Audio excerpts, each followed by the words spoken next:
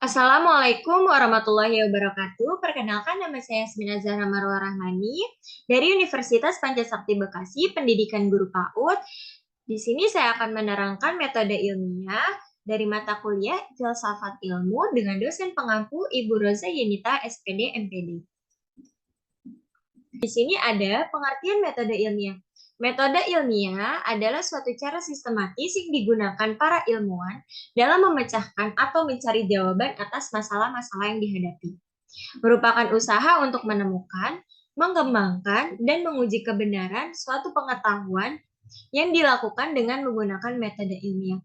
Jadi metode ilmiah itu di sini maksudnya dengan penelitian, karena mereka mengembangkan dan menguji, dan mereka menemukan dulu nih, menemukan terus mengembangkan dan menguji. Jadi masuk dengan penelitian. Oke. Dan selanjutnya di sini ada langkah-langkah metode ilmiah. Yang pertama, merumuskan masalah atau menyelesaikan suatu masalah. Yang kedua, ada mengumpulkan keterangan, yaitu segala informasi yang mengarah dan dekat pada pemecahan masalah. Yang ketiga, ada menyusun hipotesis, yaitu merupakan jawaban sementara yang disusun berdasarkan data atau keterangan yang diperoleh selama observasi atau telah putsaka. Jadi, di sini ada langkah-langkahnya nih, ada rumusan masalah, mengumpulkan keterangan, dan menyusun hipotesis. Ini termasuk dari metode ilmiah atau penelitian tersebut.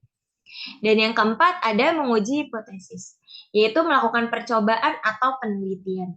Nah, dan yang kelima ada mengolah data atau hasil dari penelitian, yaitu menggunakan metode statistik untuk menghasilkan kesimpulan. Yang keenam, di sini ada menguji kesimpulannya, yaitu meyakinkan kebenaran hipotesis melalui hasil percobaan perlu dilakukan dengan menguji ulang. Jadi untuk menguji kesimpulannya harus melakukan percobaan dulu dan dilakukan lagi pengujian ulang. Oke, next.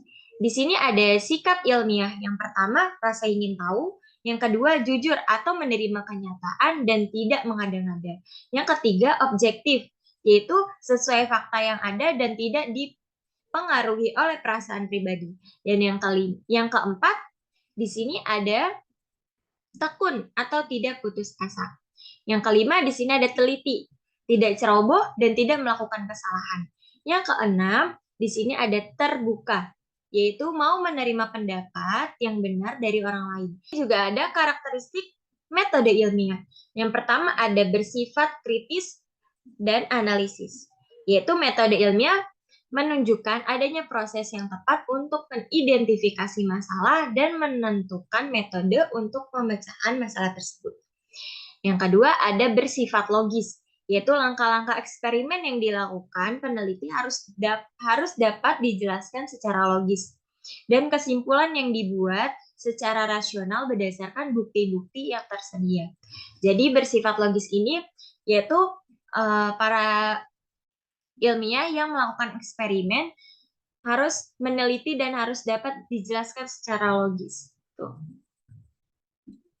Dan ada juga bersifat objektif, yaitu hasil-hasil yang diperoleh dari eksperimen harus merupakan hasil yang objektif, tidak eksklusif, dan bukan merupakan hasil rekayasa.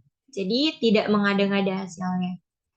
Dan yang di sini juga ada bersifat konseptual. Penelitian berfokus pada hal-hal yang berkaitan dengan konsep-konsep suatu fenomena.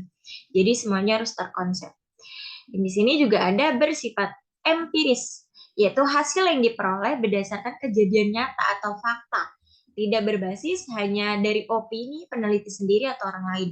Jadi bersifat empiris ini harus berdasarkan kejadian yang nyata dan faktanya, tidak mengada-ngada gitu, dan tidak hanya diambil dari opini-opini tertentu.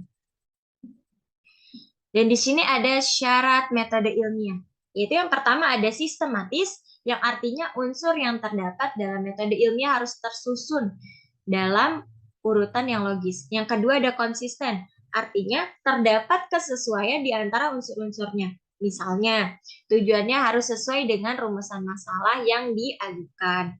Dan yang ketiga ada operasional, yang berarti metode ilmiah dapat menjelaskan bagaimana penelitian tersebut dilakukan. Oke, sekian dari saya. Kurang lebihnya mohon maaf. Wassalamualaikum warahmatullahi wabarakatuh.